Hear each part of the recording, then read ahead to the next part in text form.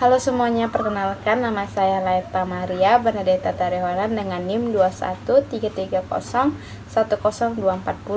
Saya dari Prodi Akuntansi Fakultas Ekonomi dari Universitas Prima Indonesia. Pada saat ini saya ingin menyampaikan atau mempresentasikan topik yang kedua yang berjudul Metodologi Pengembangan Sistem Akuntansi dari mata kuliah Sistem Informasi Akuntansi dengan dosen pengampu Bapak Dr. Hotua Samosir, SPD MSI. Baiklah, pada saat ini kita masuk pada subtopik yang pertama yang berjudul Pengertian Metodologi Pengembangan Sistem Akuntansi. Metodologi pengembangan sistem adalah langkah-langkah yang dilalui oleh analisis sistem dalam mengembangkan sistem informasi. Untuk subtopik yang kedua yaitu tahapan pengembangan sistem akuntansi. Tahapan pengembangan sistem akuntansi dibagi sebagai berikut. Yang pertama, analisis sistem. Tahap analisis sistem dapat dibagi menjadi 4 tahap, yaitu 1.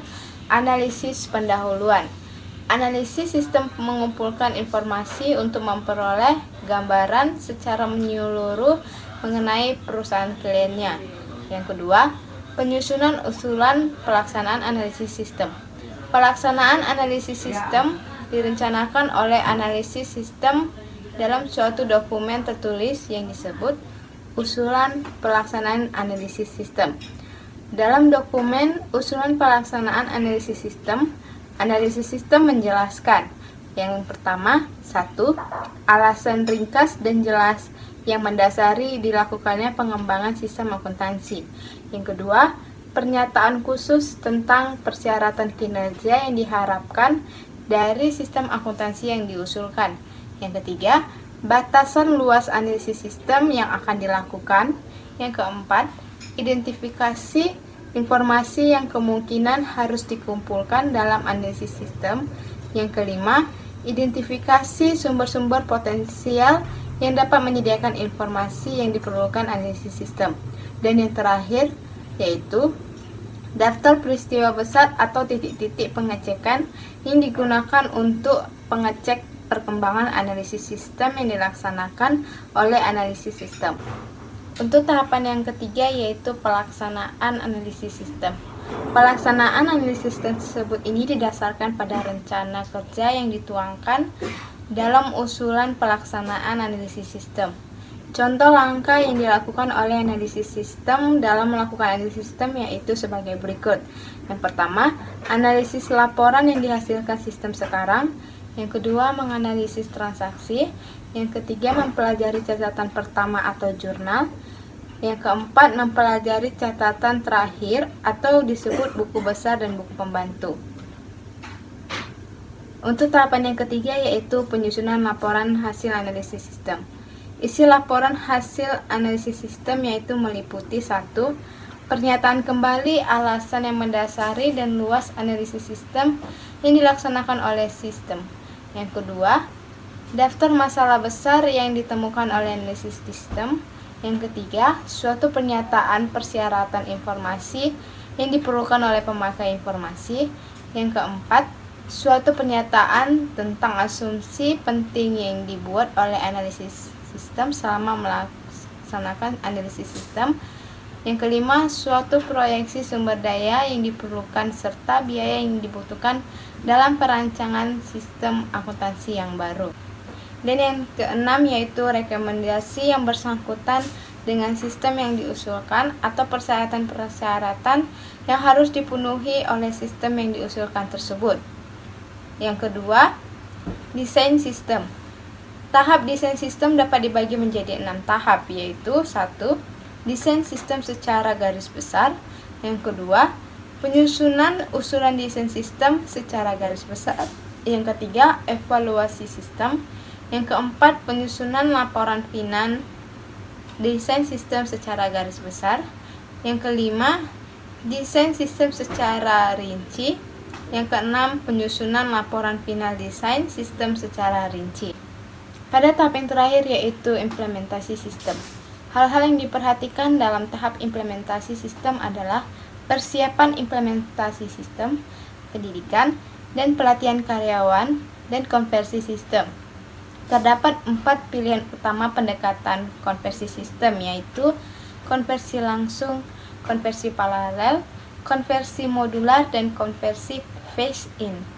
Dalam setiap tahap pengembangan sistem, analisis sistem menghasilkan dokumen tertulis yang menyajikan rencana pekerjaan yang akan dilaksanakan dalam pengembangan sistem. Tahap analisis sistem menghasilkan dokumen usulan pelaksanaan, analisis sistem, dan laporan hasil analisis sistem. Tahap desain sistem menghasilkan dokumen usulan desain sistem secara garis besar, laporan final desain sistem secara garis besar, dan laporan final desain sistem secara rinci. Tahap implementasi sistem menghasilkan laporan final implementasi sistem. Untuk subtopik yang ketiga yaitu teknik dokumentasi sistem. Sistem informasi akuntansi yang telah dirancang dapat didokumentasikan dalam bentuk narasi, bagan alir, diagram, dan lain-lain untuk memudahkan penjelasan sistem informasi tersebut. Teknik dokumentasi sistem yang dibahas adalah bagan alir data atau data flow diagram dan bagan alir dokumen atau dokumen flow chart. Untuk menggambarkan sistem informasi dengan bagan alir data dan bagan alir dokumen, analisis sistem menggunakan simbol-simbol standar. Pada subtopik yang keempat yaitu bagan alir data. Bagan alir data adalah suatu model yang menggambarkan aliran data dan proses untuk mengolah data dalam suatu sistem. Simbol-simbol standar yang digunakan untuk menggambarkan bagan alir data adalah antara lain. Untuk gambar tersebut saya akan tampilkan pada yang berikut ini. Untuk subtopik yang kelima yaitu bagan alir dokumen. Bagan alir dokumen menggambarkan aliran dokumen atau informasi antar bagian di dalam organisasi. Simbol-simbol standar yang digunakan untuk menggambarkan bagan aliran dokumen antara lain. Adapun beberapa simbol-simbol tersebut yaitu sebagai berikut. Adapun simbol tersebut yaitu yang pertama, dokumen. Berfungsi untuk menggambarkan formulir yang digunakan untuk merekam data terjadinya suatu transaksi. Contohnya yaitu faktur penjualan, surat order penjualan, cek, bukti memorial, bukti kas keluar masuk, dan lain-lain. Dokumen yang kedua yaitu dokumen dan tembusannya. Untuk menggambarkan dokumen asli dan tembusannya, nomor lembar dokumen tersebut dicantumkan di sudut kanan atas. Yang ketiga, berbagai dokumen. Berfungsi untuk menggambarkan berbagai jenis dokumen yang digabungkan di dalam satu paket. Yang keempat, catatan. Berfungsi untuk menggambarkan catatan akuntansi yang digunakan untuk mencatat data dari dokumen atau formulir. Contohnya yaitu jurnal, buku pembantu, dan buku besar. 5. Penghubung pada halaman yang sama. Berfungsi untuk menggambarkan bagan alir. Arus dokumen dibuat mengalir dari atas ke bawah dan dari kiri ke kanan. Akhir arus dokumen dan mengarahkan pembaca ke simbol penghubung halaman yang sama yang bernomor. Awal arus dokumen yang berasal dari simbol penghubung dalam halaman yang sama yang bernomor seperti yang tercantum di dalam simbol tersebut. 6. Penghubung pada halaman yang berbeda. Berfungsi untuk menggambarkan bagan alir suatu sistem akuntansi diperlukan lebih dari satu halaman. Simbol ini digunakan untuk menunjukkan kemana dan bagaimana bagan alir terkait satu bagan dengan bagan lainnya.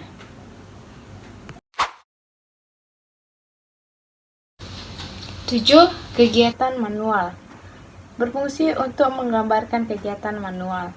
Contohnya, menerima order dari pembeli, mengisi formulir, membandingkan, dan memeriksa berbagai jenis kegiatan klerikal lainnya. 8. Keterangan komentar. Memungkinkan ahli sistem menambahkan keterangan untuk memperjelas pesan yang disampaikan dalam bagan alir. 9. Arsip sementara. Untuk menunjukkan tempat penyimpanan dokumen sementara. Artinya, dokumen ini akan diambil kembali untuk keperluan pengolahan lebih lanjut, seperti lemari arsip dan kotak arsip. Dan juga berfungsi untuk menunjukkan urutan pengarsipan dokumen digunakan simbol A menurut abjad, N menurut nomor urut, dan T menurut tanggal. 10. Arsip permanen digunakan untuk menggambarkan arsip permanen yang merupakan penyimpanan dokumen yang tidak akan diproses lagi dalam sistem akuntansi. 11. Online Computer Process. Simbol ini menggambarkan pengolahan data dengan komputer secara online. Nama program ditulis di dalam simbol. 12. Keying atau Typing Verifying. Simbol ini menggambarkan pemasukan data ke dalam komputer melalui online terminal. Pita magnetik. Simbol ini menggambarkan arsip komputer yang berbentuk pita magnetik. Nama arsip ditulis di dalam simbol. Online storage menggambarkan arsip komputer yang berbentuk online atau di dalam memori komputer. Keputusan menggambarkan keputusan yang harus dibuat dalam proses pengolahan data. Keputusan yang dibuat ditulis di dalam simbol. Garis alir. Simbol ini menggambarkan arah proses pengolahan data. Anak panah tidak digambarkan jika arus dokumen mengarah ke bawah dan ke kanan. Jika arus dokumen mengalir ke atas atau ke kiri, anak panah perlu dicantumkan. Persimpangan garis alir. Jika dua garis alir bersimpangan, untuk menunjukkan arah masing-masing garis, salah satu garis dibuat sedikit melengkung tepat pada persimpangan kedua garis tersebut. Pertemuan garis alir. Simbol ini digunakan jika dua garis alir bertemu dan salah satu garis mengikuti arah garis alir lainnya. Simbol mulai atau berakhir. Simbol ini berfungsi untuk menggambarkan awal dan akhir suatu sistem akuntansi. Simbol masuk ke sistem. Simbol ini dikarenakan kegiatan di luar sistem tidak perlu digambarkan dalam bagan alir, maka diperlukan simbol untuk menggambarkan masuk ke sistem yang digambarkan dalam bagan alir. Dan untuk simbol yang terakhir yaitu keluar ke sistem lain. Dikarenakan kegiatan di luar sistem tidak perlu digambarkan dalam bagan alir, maka diperlukan simbol untuk menggambarkan masuk ke sistem yang digambarkan bagan alir. Demikianlah materi yang kedua yang berjudul Metodologi Pengembangan Sistem Informasi. Ditunggu materi selanjutnya pada pertemuan ketiga yang berjudul Hubungan SIA dan SIAM. Terima kasih.